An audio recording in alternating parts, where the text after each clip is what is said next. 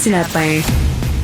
Nouvelle de dernière heure, toute chaude, Charlotte Cardin qui vient d'être sacrée artiste féminine de l'année en France à la remise des victoires de la musique à Paris. C'est une grosse affaire, surtout qu'elle se battait contre des grandes pointures. Aya Nakamura, Vanessa Paradis, Aya Nakamura qui est très, très, très connue, très appréciée en France. Et là, ben, c'est Charlotte Cardin qui vient de gagner le victoire artiste féminine de l'année. C'est super bon. Alors, pour ceux qui prennent le REM, je ne sais pas si vous le savez, mais il tombe souvent en panne. Donc, Cédric Fontaine, c'est un développeur informatique qui a lui-même été victime à plusieurs reprises des pannes du REM. Cette année, il a créé une application qui permet de suivre les pannes du REM en direct. Il est avec nous, Cédric Fontaine, bonjour. Bonjour. Alors, notre réalisateur Sébastien Laperrière a une très bonne idée. Il dit peut-être que ça aurait été moins compliqué de faire une application qui nous dit quand le REM fonctionne, plutôt que quand il est en panne. Oui, probablement, effectivement, mais le nom de domaine, c'est le REM est en panne, puis j'affiche la plupart du temps, oui, il est en panne, et puis on a le détail de la panne, combien de temps ça a duré et tout ça. OK, et c'est drôle parce que c'est le REM qui devrait faire ça. C'est la Caisse de dépôt qui est derrière le REM qui devrait faire ça pour informer les usagers. Bien non, ça prend un citoyen comme vous pour faire cette application. Oui, je pense qu'ils veulent peut-être pas ce niveau de transparence. Plusieurs personnes ont vécu le fait de recevoir l'alerte que le REM est en panne 30 minutes après la panne. Puis quand il y a une panne de 5, 10 minutes, 15 minutes, souvent ils vont éviter d'envoyer une alerte parce que effectivement vous allez en parler ou tout le monde va en parler.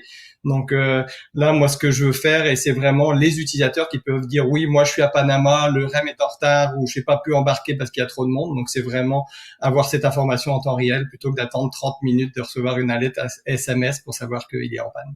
C'est comme le Waze un peu, là. Ce sont les utilisateurs Exactement, eux-mêmes. C'est ça, absolument. Puis c'est ça qui permet d'avoir du temps réel, là. Mais je pense que effectivement les décideurs sont probablement un peu frileux d'avoir cette information en temps réel et qu'on puisse voir en temps réel où il y a une panne, où est-ce que c'est lent, où les portes sont pas ouvertes.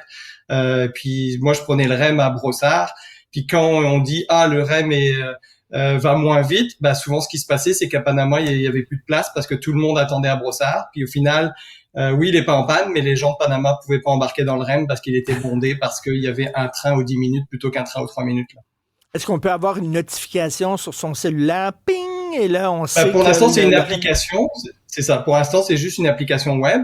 Ça n'a pas coûté 600 millions, mais c'est moi qui paye de ma poche. Donc, c'est sûr que d'envoyer des notifications et tout ça, il y a un coût, mais c'est quelque chose que je regarde. Là, il y a des personnes qui m'ont contacté en disant « je veux en faire une app, je veux envoyer des alertes. » Donc, c'est des choses qu'on va pouvoir faire tous ensemble pour avoir un résultat, c'est ça, vraiment temps réel.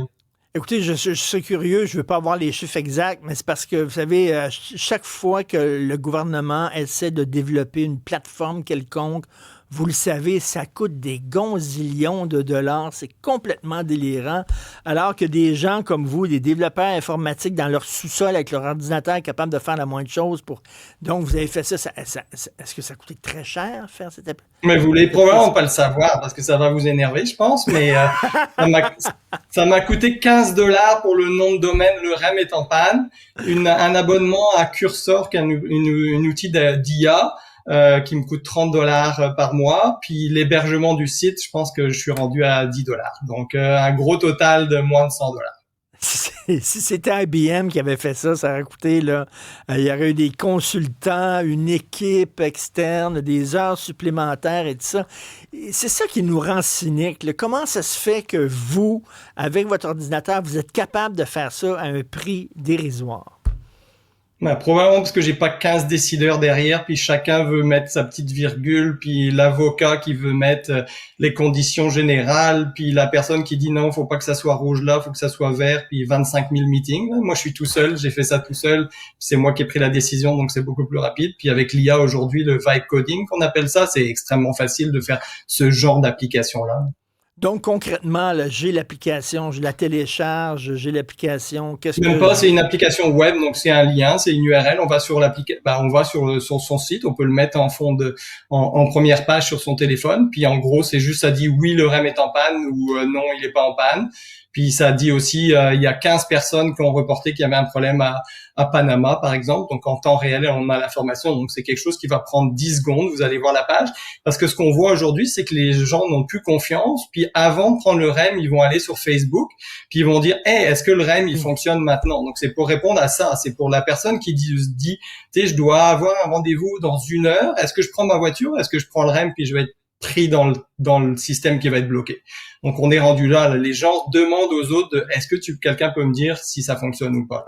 Alors, s'il y a quelqu'un de la STM qui nous écoute, M. Cédric Fontaine serait prêt à faire ça aussi pour les métros qui sont en panne, pour les Absolument. autobus qui sont en retard. Il attend votre appel. Donc, si je vais avoir cette application-là, je vais sur quel site, là? Le REM est en panne avec des traits d'union.ca. Super. Ben, merci beaucoup, M. Cédric Fontaine, pour ça. Ça va rendre service à de nombreux utilisateurs. Et ça a pris un citoyen qui était tanné pour le faire parce que la caisse de dépôt, qui manque peut-être d'argent et de budget, eux autres n'étaient pas capables de faire ça. C'est hallucinant. Bon week-end, merci.